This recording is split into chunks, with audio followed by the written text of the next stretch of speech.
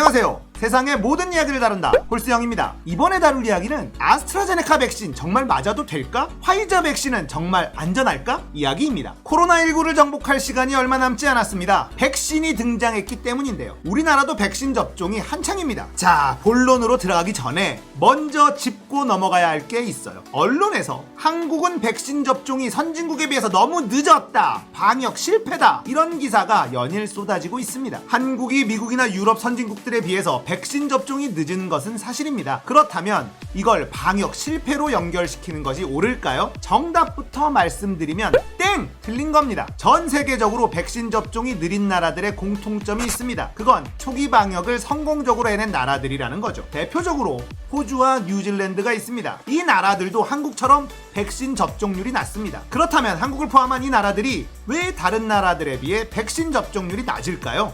결론은 급하지 않았기 때문입니다. 이게 무슨 소리냐? 코로나 때문에 지금 온 나라가 힘들어 죽겠는데 급하지 않다고 생각하는 것 자체가 무능하다는 소리 아니냐? 이런 얘기가 바로 나올 겁니다. 지금 백신 접종률이 가장 높은 나라는 미국, 영국을 들 수 있습니다. 이 나라들은 확진자가 하루에 6만에서 10만 이상씩 나오는 나라였습니다. 그야말로 나라가 완전 초비상 상태였다는 거죠. 그래서 백신의 안정성을 확인하고 자시고할 여유가 없었습니다. 백신을 맞고 생길 부작용보다 백신을 안 맞았을 때 피해가 훨씬 크다고 판단한 것이죠. 이렇게 주구나 저렇게 주구나 마찬가지다, 일단 백신 맞고 보자, 이 정도로 급한 상황이었다는 겁니다. 집단 면역을 달성한 나라 중에 이스라엘이 있습니다. 이스라엘도 마찬가지였습니다. 확진자가 너무 많이 나오고 확진율도 너무 높았습니다. 이스라엘 역시 백신의 안정성을 확인하고 있을 여유가 없었습니다. 이스라엘은 화이자에 베팅을 합니다. 원하는 걸 다 들어줄 테니 우리한테 백신을 우선적으로 달라고 요청을 합니다.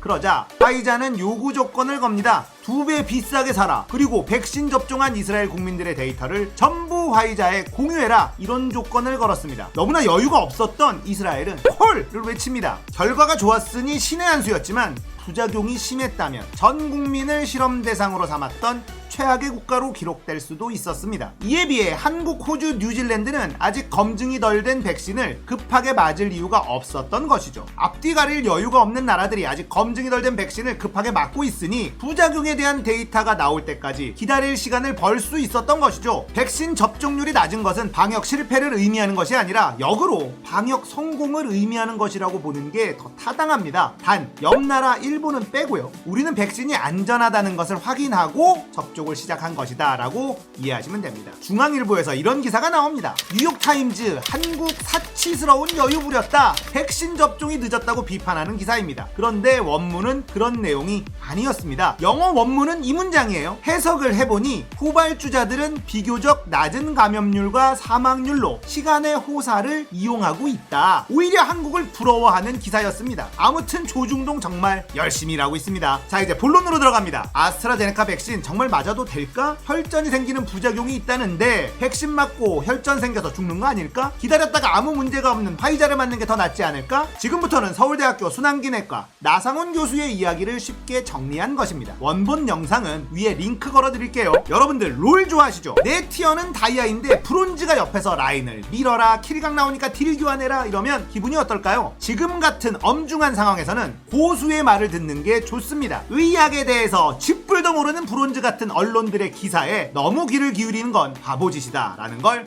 먼저 말씀드리겠습니다. 나상훈 교수는 두 가지 전제를 놓고 설명을 합니다. 첫 번째, 지금 아스트라제네카를 맞을 것이냐, 나중에 화이자를 맞을 것이냐. 두 번째, 지금 아스트라제네카와 화이자 둘 중에 선택할 수 있을 때 어떤 것을 선택할 것이냐. 나상훈 교수는 첫 번째 답으로 지금 아스트라제네카를 맞아라, 두 번째 답으로 본인의 선택은 아스트라제네카를 선택할 것이다, 이렇게 말을 합니다. 먼저 지금 아스트라제네카를 맞아야 되는 이유 알아봅니다. 모든 백신은 접종 후 2주 정도가 지나면 항체가 생기기 시작합니다. 1차 접종만으로도 60% 이상의 코로나 예방 효과를 얻을 수 있어요. 지금 아스트라제네카를 맞는 것과 3개월 후에 화이자를 맞는 것은 지금 60-70%의 코로나 예방 효과를 얻는 것과 3개월 동안 코로나 감염에 노출되는 것에 대한 선택의 문제다라는 겁니다. 지금 아스트라제네카를 안 맞고 나중에 화이자를 맞겠다는 사람들의 논리는 크게 두 가지입니다. 첫 번째는 젊은 사람들은 건강하니까 코로나에 걸려도 괜찮다, 코로나에 걸리는 게 아스트라제네카 백신을 맞는 것보다 덜 위험하다 이런 논리가 있고요. 두 번째는 한국은 코로나 감염 위험도가 낮으니 불안한 아스트라제네카를 거르고 믿음직한 화이자를 맞겠다 이렇게 분류할 수 있습니다. 20, 30대들만 놓고 이야기해 보겠습니다. 우리나라 인구 분포상 20, 30대가 600만에서 700만 정도 됩니다. 아스트라제네카를 맞고 혈전이 생기는 확률은 유럽이 100만 분의 7 정도라고 합니다. 보통 100만 분의 1 정도로 보고 있다고 해요. 그럼 적게는 7명, 많게는 70명까지 혈전 부작용이 생길 수 있습니다. 우리가 짚고 넘어가야 하는 것은 현재까지의 코로나 감염 데이터가 아닙니다. 현재부터 3개월 후까지의 코로나 감염 상황이 훨씬 중요하다는 것. 이전까지의 데이터는 나의 건강과는 아무 관계가 없다는 것을 알고 있어야 합니다. 현재 대한민국은 코로나 감염자 수 증가세에 있습니다. 외국에 비해서는 여전히 낮은 숫자지만 300명대에서 800명대까지 상승하고 있는 추세입니다. 이런 상황을 먼저 짚어놓고 확진율을 확인해 봅시다. 한국은 확진율이 2.5% 정도입니다. 전체 평균이 그렇습니다. 20, 30대는 더 높습니다. 그냥 평균 확진율만 대입해 본다고 하더라도 700만에 2.5%면 10만 명이 훌쩍 넘습니다. 이 10만 명의 확진자 중에 0.02%는 입원을 합니다. 입원자 중에서 중증으로 가는 사람들이 있고 사망하는 사람들이 나옵니다. 그럼 20, 30대는 사망하지 않을까요? 한국에서 20대 사망자 3명, 30대 7명, 40대 14명입니다. 백신을 맞는다면 입원하는 사람과 사망하는 사람의 숫자를 3분의 1로 줄일 수 있다는 겁니다. 아스트라제네카 백신을 맞고 혈전에 걸릴 수 있는 확률과 코로나에 걸려서 입원해서 사망을 걱정해야 되는 확률을 비교해 보면 7명 대 수백 명이라는 겁니다. 그러니까 나중에 화이자를 맞겠다고 하는 것은 나중에 10,000원 뺏기는 게 아까워서 지금 100만 원을 내놓는 것과 똑같은 것이다 라는 겁니다. 아스트라제네카든 화이자든 연락이 오면 무조건 맞아라 라는 겁니다. 두 번째 질문, 아스트라제네카 백신, 화이자 백신 둘 중 하나를 선택해서 접종할 수 있다면 나상훈 교수는 아스트라제네카를 선택했습니다. 왜일까요? 노출의 차이라고 이야기합니다. 아스트라제네카 부작용에 대해서는 언론에서 계속 얘기하고 있지만 화이자의 부작용에 대해서 언론이 거의 다루지 않고 있다는 것이죠. 화이자 백신도 부작용이 있습니다. 이 부작용의 확률은 10만 분의 1, 아스트라제네카 혈전이 생길 확률은 100만 분의 1입니다. 거기다 화이자 백신의 부작용은 쇼크, 혈전은 발생하자마자 사망에 이르는 것은 아니지만 쇼크는 5분, 10분 이내로 제대로 처치하지 못하면 위험할 수 있는 부작용입니다. 화이자 백신 맞고 바로 기절한 간호사도 있었습니다. 그럼 화이자는 더 위험한 백신이냐? 화이자도 좋은 백신이라고 말합니다. 이런 부작용은 90% 이상은 접종한 지 30분 안에 발생합니다. 그래서 접종 후 30분 정도는 병원에서 대기하도록 하고 있습니다. 화이자 백신에 쇼크 부작용이 있다고 하더라도 적절한 조치를 취하면 아무 문제가 없다는 것이죠. 화이자 백신도 너무 무서워할 필요는 없습니다. 그래서 우리가 가장 궁금한 점, 아스트라제네카 맞으면 혈전이 생겨서 위험한 거 아니냐는 것인데요. 나상훈 교수는 이렇게 말합니다. 혈전을 주로 들여다본 지 20년이 되었는데 신문에 나온 뇌정맥동 혈전은 1년에 한 번 정도밖에 보지 못한다. 우리나라 의사 중에 제일 많이 보는 편인데 그 정도밖에 없을 정도로 희귀한 질병이다. 그런데 뇌정맥동 혈전은 백신과 연관성이 없는 질병이다 라는 겁니다. 아스트라제네카 백신의 부작용으로 나타나는 것은 혈소판 감소증이 동반된 희귀혈전증이라고 합니다. 이 둘은 전혀 다른 병입니다. 혈전이 다 같은 혈전이니 뭐가 다르냐? 뭔 헛소리를 하고 있어? 이런 분들이 계실 겁니다. 같은 질병으로 보기 위해서는 세 가지가 동일해야 합니다. 예후, 치료, 기전. 예후는 병에 걸린 이후에 나타나는 증상을 말하고, 치료는 치료 방법을 말하고, 기전은 그 병이 생기게 된 원인을 말합니다. 다른 건 복잡하니까 치료만 이야기할게요. 기존의 뇌정맥동 혈전증은 항응고제를 쓰면 됩니다. 피가 떡처럼 되는 것을 혈전이라고 하는데 그걸 풀어주는 약을 쓰면 되는 것이죠. 그런데 아스트라제네카 부작용인 혈소판 감소증이 동반된 희귀혈전증은 같은 약을 쓰면 더 악화가 되면서 사망에 이를 수 있다고 합니다. 그러니까 전혀 다른 병이라는 거죠. 아스트라제네카를 맞고 혈전이 생겼다는 뉴스를 많이 접하고 계시죠? 다른 혈전들은 백신과 아무런 연관성이 없는 것입니다. 그걸 어떻게 믿냐? 니들이 싸구려 아스트라제네카만 맞히려고 숨기는 거잖아. 누굴 바보로 알아? 이러는 분들이 계시니까 또 설명해 드려야죠. 백신과 부작용의 연관성을 찾아내는 데는 범죄수사국 같은 절차를 거칩니다. 예를 들어 드릴게요. 변사체가 발견됐어요. 그 옆에 안경 쓴 남자가 지나가는 것을 목격한 사람이 있습니다. 그 그것만으로 범인을 단정 지을 수 있나요? 그건 아니죠. 이제 주변 CCTV를 조사하기 시작합니다. 그래서 그 안경 쓴 남자가 A 아파트에 사는 것까지 확인을 했어요. 자, 백신으로 돌아가 봅니다. 덴마크에서 3월 11일 처음으로 이 증상이 발견되고 보고가 됩니다. 우리 뭔가 이상한 일이 생겼어. 아스트라제네카 맞은 사람 중에 혈전이 생기는 사람이 있는 것 같아. 이렇게 얘기를 합니다. 3월 12일에 유럽의약품안전청이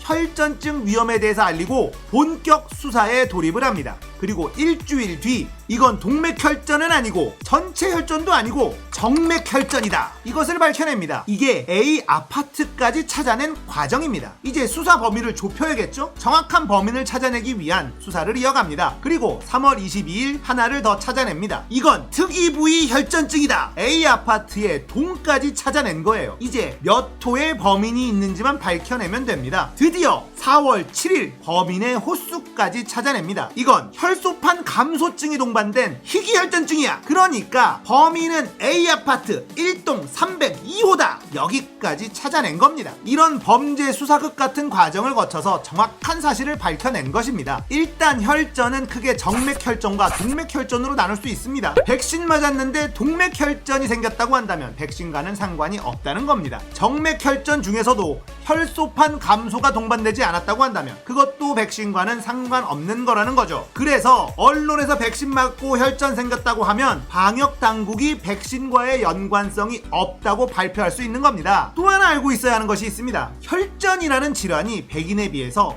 10분의 1에서 100분의 1 정도밖에 되지 않는다고 합니다. 지금 한국에서 아스트라제네카 접종 인원이 200만이 넘었는데 희귀혈전증 사례는 단 한 건도 나오지 않았습니다. 원래 혈전이 백인보다 안 생기는데 희귀혈전증이 생길 확률은 훨씬 더 낮아지겠죠. 그래서 우리나라는 100만 분의 1보다 낮은 확률이다 라고 주장하는 겁니다. 전문의가 아스트라제네카를 선택하는 이유입니다. 이런 상황에서도 우리나라 언론들은 백신의 불신을 조장하는 기사를 엄청 써댑니다. 백신 맞고 어떻게 됐다, 백신과의 연관성만 따지는 정부 등등의 기사를 써나갑니다. 언론들이 백신 불신을 조장하는 기사를 너무 써내니까 백신 예약률이 떨어지고 있다고 합니다. 그래서 대한민국 정부는 백신과의 연관성이 확실히 밝혀지지 않았다고 하더라도 백신 부작용으로 의심할 상황이 생긴다면 치료비를 지원할 계획이라고 합니다. 언론은 국민들 불안감만 높이고 정부는 어떻게 해서든 안심시키려고 하고 있는 상황이 지금의 상황이라는 겁니다. 외국은 코로나 검사는 무료입니다. 그런데 코로나 걸렸을 때 치료는 자가부담이에요. 한국은 검사도 무료, 치료도 무료, 거기다가 백신과의 연관성이 밝혀지지 않았더라도 의심되면 치료비 지원을 해준다고 합니다. 이제 언론만 보면서 불안해하지 않아도 되겠죠. 지금은 아스트라제네카가 주 공격의 대상입니다.